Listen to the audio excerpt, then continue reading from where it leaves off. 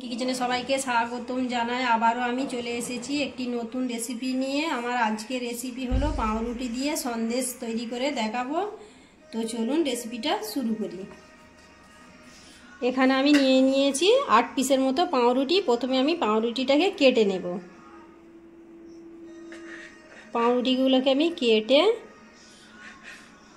মিক্সারে দিয়ে গুঁড়ো করে নেব।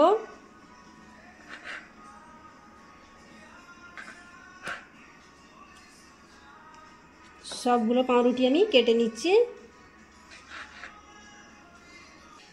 পাউরুটিগুলো আমার কাটা হয়ে গেছে। এবার আমি এখানে একটা মিক্সার জার নিয়ে নিয়েছি। জারের মধ্যে দিয়ে দেব।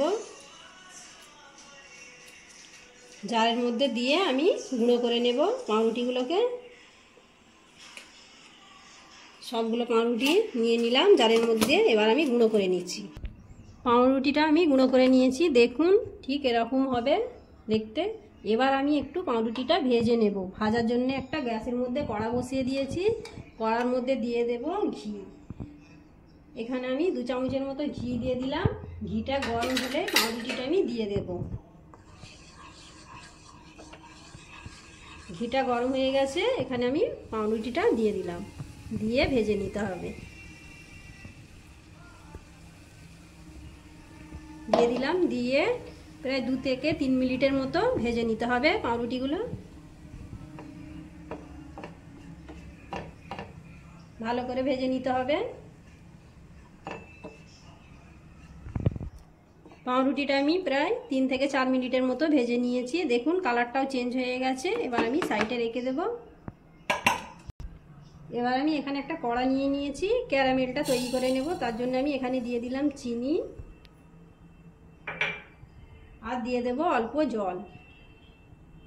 অল্প জল দিয়ে দিলাম। এখানে আমি জল দিয়ে দিয়েছি। এবার আমি চিনিটা নাড়াচাড়া করে ক্যারামেল তৈরি করে নেব।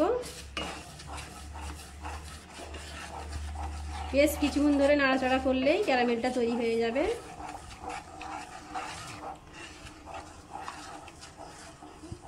কিছুক্ষণ ধরে নাড়াচাড়া করার পরে দেখুন ক্যারামেলটা তৈরি হয়ে গেছে। এখানে এবার আমি অল্প করে দুধ দেবো। অল্প অল্প করে দুধ দিয়ে দিতে হবে আর নাড়াচাড়া করতে হবে। এখানে আমি প্রায় 1 কাপের মতো দুধ দিলাম। 1 কাপের মতো দুধ দিয়ে দিলাম। দিয়ে আবারও আমি কিছুক্ষণ নাড়াচাড়া করে ফুটিয়ে নিচ্ছি।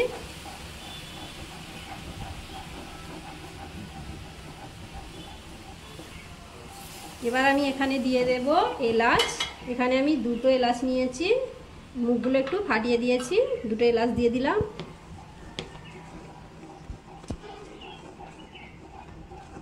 আর আমি দিয়ে দেব আগে থেকে যে পাউরুটিটা আমি ভেজে রেখেছিলাম, পাউরুটিটা দিয়ে দেব।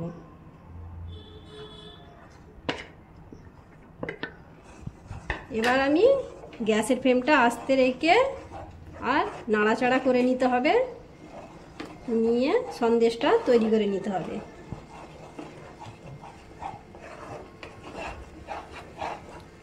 আর আমি এখানে দিয়ে দেব গুঁড়ো দুধ। এখানে আমি 4 চামচের মতো গুঁড়ো দুধ নিয়েছি, দিয়ে দিলাম। আবারও ভালো করে মিশিয়ে নিতে হবে। নিয়ে নাড়াচাড়া করে নিতে হবে ভালো করে।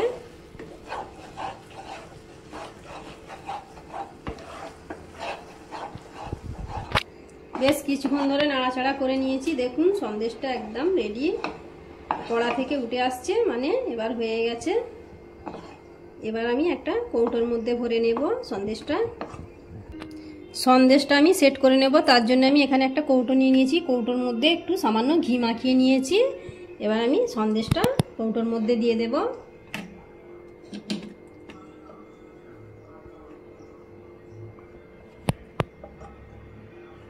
সন্দেশটা কৌটোর মধ্যে দিয়ে দিলাম। দিয়ে একটু ভালো করে সেট করে নিতে হবে।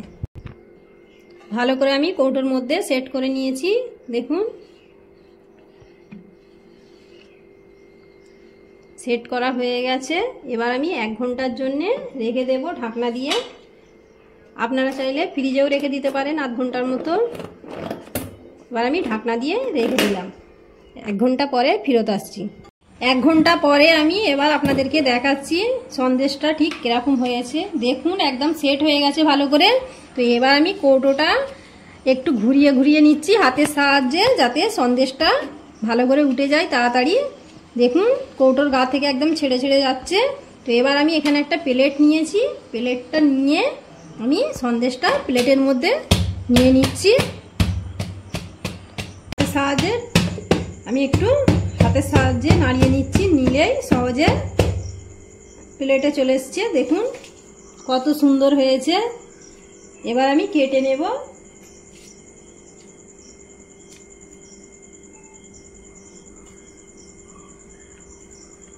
এবার আমি কেটে নিচ্ছি। আপনারা আপনাদের পছন্দ মতো শেপে কেটে নেবেন।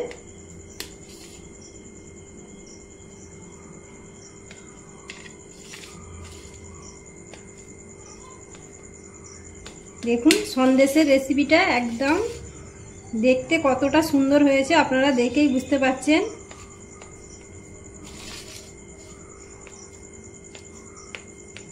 তো আমি কেটে নিলাম, আর আমি এখানে নিয়েছি বাদাম কুচনো দিয়ে একটু সাজিয়ে দেব। এখানে আমি কাজু বাদাম কুচনো নিয়েছি।